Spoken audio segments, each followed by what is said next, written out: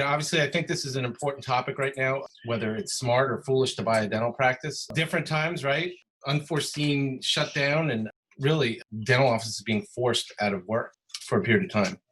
A lot of this information I've gathered over time, over the last couple weeks. Everything I get is typically through conversations with other brokers across the country, and especially a lot of dentists that I work with on different levels, whether they're listed with me or they are just friends, whatever.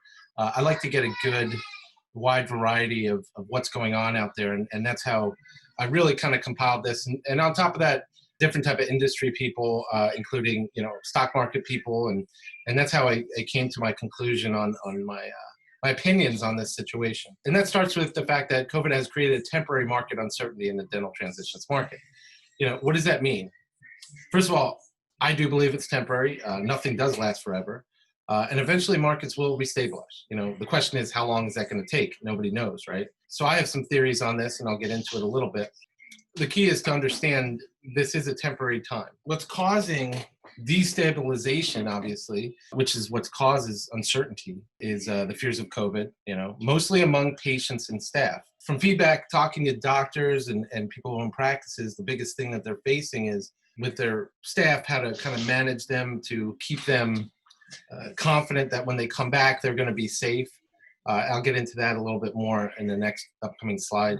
But the patients as well, and almost more importantly, the patients, and the fact that communicating properly to them what type of cautions they've taken to minimize the risk of anybody getting COVID while coming to the office. The dental practices are ramping up to normal, and it's taking some time. And it's interesting. In my conversations, again, with clients and dentists, what I'm seeing is some are absolutely killing it. I mean, I'm talking about an associate told me he was doing 18,000 a day, 2 days straight in production. That's insane. And then I have doctors saying, I'm having a hard time getting people to show up. And I have my theories on that and how to approach it. I know this is mostly geared towards buyers, but I want to touch on some of this stuff because eventually some of you will be buyers. And it's important to understand how to run a business and manage people. So when will this stabilize? What I'm seeing, again, it's almost demographic. In the rural areas of Virginia, they seem to be not faced with as much of the pushback from staff and patients about COVID and the fear of COVID, mostly because of small infection rates in these areas and so on and so forth. Whereas conversely, in the urban, congested, high infection rate areas, it seems to be a little bit harder to get those patients to come in and get routine dentistry done. So that is a struggle and challenge for more of the urban areas. And again, my biggest thing, and this comes from my conversations with some of my clients, again, it's all how you approach it. As a dental owner, and again, you buyers are eventually going to be owners, you really have to be a leader. You have to be a leader to your staff. You have to be a leader to your team. And if people are, if they look to you and you're positive and you say, look, we're doing our best. We're going to set this up. We're going to go out there. We're going to be a team. We're taking all the precautions that have been suggested. And that's the best we can do. And that needs to not only be passed on to the team, but also to the patients. Communication is huge. Whether you as an office, send text messages out to your patients, hey, we're open for business. We've taken all the proper precautions. Mitigate fear as much as possible. And you do that if you're doing the right things, in essence. But, again, the whole point of that is its approach, because the one doctor that I talked to that was really slow at ramping up, there's several factors. One is getting the PPE. It's been a bit of a challenge. May 1st, they opened the doors back up in Virginia, and a lot of these owners didn't have the proper PPE that ADA and BDA was suggesting. So obviously, and the suppliers were overrun, and that's been a kind of a delay to get these practices going. But most of the ones that I've talked to as of today are going to be ready to go, worst case scenario, June 1st, if they haven't already started. Now, staffing, again, look, there's going to be some staff members in these offices that, they're older, they're maybe pushing 70, and they're in that high risk category. And those are some tough decisions you have to make as an owner, because look, at the end of the day, the business has to survive. The business has to thrive. And if an employee is pushing back based on the fact that they don't feel comfortable due to the potential threat, that's understandable. Having said that, they can't expect their job to be there 3 or 4 months from now if they decide I've changed my mind. And that's life. The other factor of these current owners that they're dealing with is the fact that these temporary unemployment benefits that are bloated through the end of July, that extra $600 that through the CARES Act that unemployment people are getting, has caused some of these people to say, hey, I'm making more money sitting at home, and putting the owners in a real tough position. Now, that again, as an owner, you've got to look at it and say, is this person worthy to accept that as a response, or do I go out and, 15% unemployment rate? I'm sure there's somebody on the unemployment lines that do want a job, and those are tough decisions you got to make as an owner right now, and you got to hand it to these people. I mean, most of these dentists that are in their older years, this is the last thing they want to deal with. So what does this mean if you're a buyer? This kind of leads me into what I'm seeing and the conversations I've had again, and that is, in essence, these people who are, kind of set in their ways. When I see these people who have considered retirement over the last 5 years, most of them are saying, man, the last thing I want to do is I have to deal with all this new PPE and protocols and stuff like that. Now they have to, all right? I mean, I coach them. I say, look, you got to do it for at least, until we can get your practice sold. But, if this is the thing that pushes you off the fence, then I understand. And that's what's happening. What does this mean for you as the buyer? Because right now that'll basically push the market to more of a buyer's market. For years, it's been a seller's market. What that means, in essence, is supply and demand. There's 20 buyers for every practice, right? And most of these times, you don't get a chance to even look at this good practice because it moved quick. Sellers were able to dictate a lot more terms and prices and so on and so forth. So as a buyer right now, I would be quite intrigued by this temporary shift. And I say temporary, and I'll get into it later, my feelings and opinion on why it's temporary, but it's definitely something to consider if you are considering being a buyer. And a lot of times over the last couple years that I've been doing this, it's a struggle. These buyers really want a practice, but then they're not doing the right things, and they lose out, and they're very disappointed. So things to think about. Here are the benefits that are going on right now. There are very good practices which were almost unattainable due to what I just told you. In essence, there were practices out there that you couldn't even get a chance to look at. Some stuff that was real good, we could move, without even marketing, because we had a book of buyers that were waiting for it. And so now I do foresee a shift in the next couple months where you're going to see I'm not even going to say a gluttony, but a fair amount of listings that you probably wouldn't have had a chance at. And there are buyers that are going to be timid in this time and say, heck no, I'm waiting for stability. And that's fine. And I'll get to that, in a minute. And so interest rates also right now are unbelievable. I mean, the Fed dropped the rates is obviously 0, and I'm hearing 3.5 to 4. I put 5 on there, 5% on there, because I like to be conservative. But I mean, look, that's free money. I don't know what else to say. That's free money. And typically, obviously, it's over 10 years. Yeah, 3.5%. You're in fantastic. Your buying power is very high. And importantly, I don't know if you know, but typically, because of supply and demand and the banks and so on and so forth, there is a temporary depression of values. What I'm seeing right now, and this is kind of across the board, we expect anywhere from 5 to 20% temporary value decreases from pre-COVID pricing. Now remember, pre-COVID, the market was just booming everywhere. We were poised for a record year, and our doctors were killing it. It was really a great time. Obviously now, there's been a correction. Now, having said that, what's the difference between a practice? Why would one practice be valued at maybe a 5% or 0% decrease? Because there are those out there. And why would the 20%, what's the difference? And it really comes down to the strength of the practice.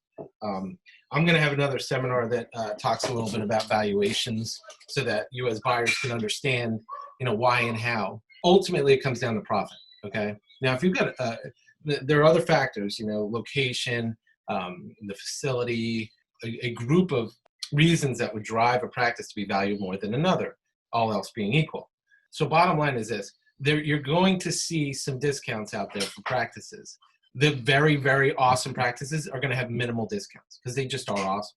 And there is going to be plenty of demand, and the banks will lend on it. Now, the practices that might have been overvalued pre-COVID, something like, on the fence of, their EBITDA was maybe 5 to 10%. They weren't, but, there was some good positive things there. These practices are probably going to come down again between that 10% and maybe even 20%.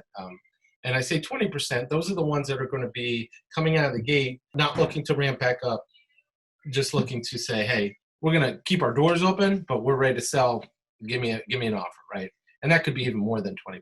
We don't know. Depends on all the other factors in the practice. So I had a conversation with my buddy, he's a finance guy, a big broker over in New York, and just kind of talking through the mindset of an investor. Because I think of anytime you're buying a practice, you're investing in something, right? And, as we're kind of walking through when smart and savvy investors make moves, okay? And I'm going to get into that a little bit.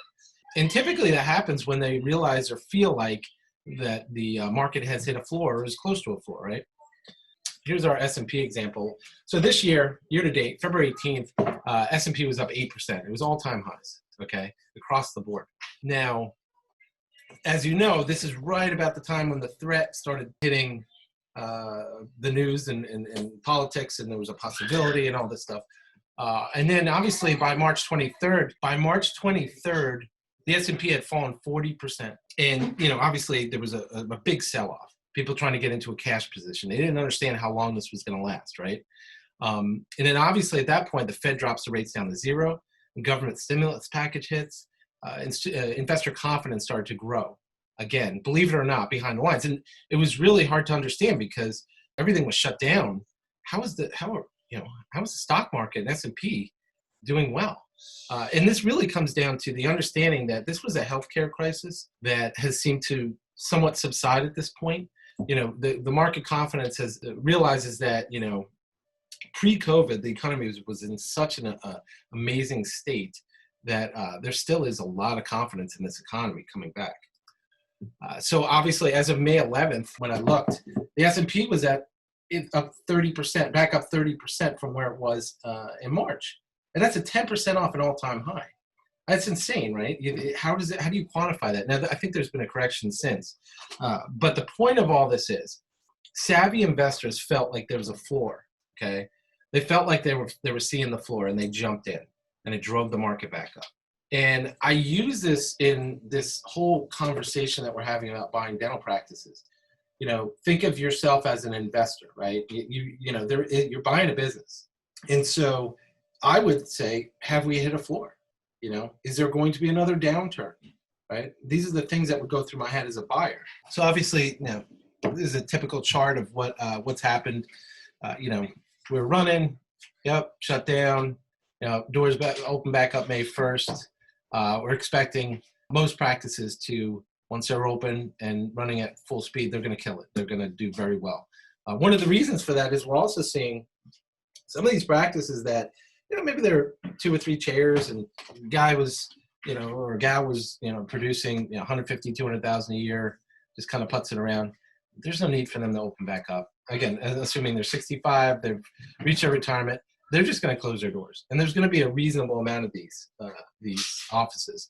And it's going to, again, only increase demand because remember, during this downtime period here, nobody could go to the dentist unless they had an emergency. Most people were scared to even go at that point because they didn't know what was going on. So that's the kind of general consensus of what's going to happen in the market. Now, so the question is, have we hit the floor? I mean, ultimately, if I'm an investor, that's what I'm looking at. And, look, I don't have to wait for the exact floor, but I want to know, are we going to go any lower? Is this going to get any worse? My theory on it is no, and I'm going to explain why. So as of May 1st, the governor of Virginia lifted the non-emergency surgery. So you were able to open up and do hygiene and everything you were doing before. Obviously, you had to follow the ADA and BDA guidelines for PPE. There's a couple things that, again, if I'm looking at, have we hit a floor and where do we go from here? And, all the concerns that I would have as a buyer looking at all sides of the coin. My biggest thought was, okay, let's look at worst case scenario. What if this happens again? Meaning November rolls around and there's a spike in cases where you shut everything down again. Great. Something to consider. And this is a really wonderful thing. What happened here? You can call me an optimist, but I think it's wonderful that So the banks that we work with and suggest to our buyers were unbelievably helpful and really got fabulous feedback from my buyers. For instance, most buyers that bought a practice within 12, 24 months of the COVID shutdown, their bankers stepped up, the ones that they got their dental loan through. Most of them were given a furlough on their loan. Most were given, when I say most, everyone I talked to were given a furlough on their loan, and they got them the PPP loan, which was not easy to get. I don't know if you follow the news or anything, but there were many small businesses did not get it, didn't make the line. So there's a mitigation of risk factor. It was amazing how the bank stepped up for their customers. The other part is, let's look at it. And I'm going to step back into the 2008 when the real estate bubble hit, and there was a factor of lack of liquidity in the banks is in essence what happened, right? They were over lending. They didn't have enough liquidity to deal with the situation. So long and short of it, what came out of that was the banks had to hold a 10% liquidity position, to ensure it didn't happen again. And I'll tell you, if you guys are as new buyers eventually, and I tell everybody this at this point, you'd be foolish not to keep money in your business. Okay. Typically a 3 to 6 months worth of burn rate expenses. Burn rate expenses is in essence things that you have to pay in order to keep your business afloat, like payroll, rent, and utilities. And that's exactly what the PPP plan was paying for. So you should understand your burn rate at this point. If you've gone through this as an owner, if you're obviously part of the buyers that are listening here, if you're not part of that group, that's fine. Understand that when you buy, you should keep cash in the business and not take everything out. And that would be a smart position to be in. All right. So, to answer my own question on the PowerPoint is, have we hit a floor? I do believe we have. And the factors I said, even worst case scenario, a buyer should be fine if this happened again. Now, having said that, recently the president said that he is not going to shut the country down again if there's a second outbreak. That's pretty good news as far as I'm concerned from a business standpoint. Everybody has their own opinion on that, and that's fine.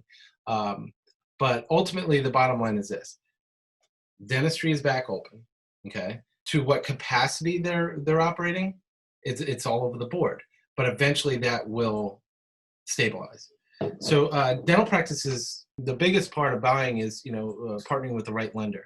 Right now, the lenders are a little bit sensitive. There's some of them that are ready to go in lending. There's some that are saying, you know what, I want to see what the next 60 days looks like. We have a group of lenders that are currently lending 100% financing. Again, 3.5% to 5%, I guess would be the high end. But you as a buyer have to understand why banks in your industry are willing to finance 100%. And it's really the fact that less than 2% of dental practices fail. You've got to really, really bomb to fail at a dental practice. So my theory is moving forward, we've touched on what it looks like from a market standpoint, where we are. We're back open. We've opened up a month ago. Most of my practices are open and going, and some are going to be open in the next week or two. And eventually it's going to be like this. They're going to start to increase their production. And eventually it's going to stabilize.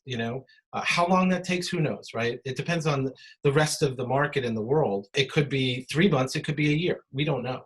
But as a buyer, something to consider is taking advantage of that floor. We're in that floor. We're in that ramp up period. When you combine that with the rates, it's a good buying opportunity. And that's basically the gist of what I wanted to kind of share as far as looking at this from an investment standpoint.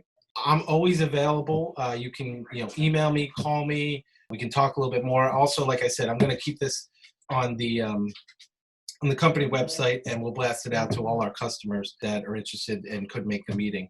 And like I said, offline, if anybody's has any questions, any thoughts, love to hear from you. We're going to have a whole series of these things talking about valuations and so on and so forth. So thank you very much for coming. Have a wonderful day, and we'll talk to you soon.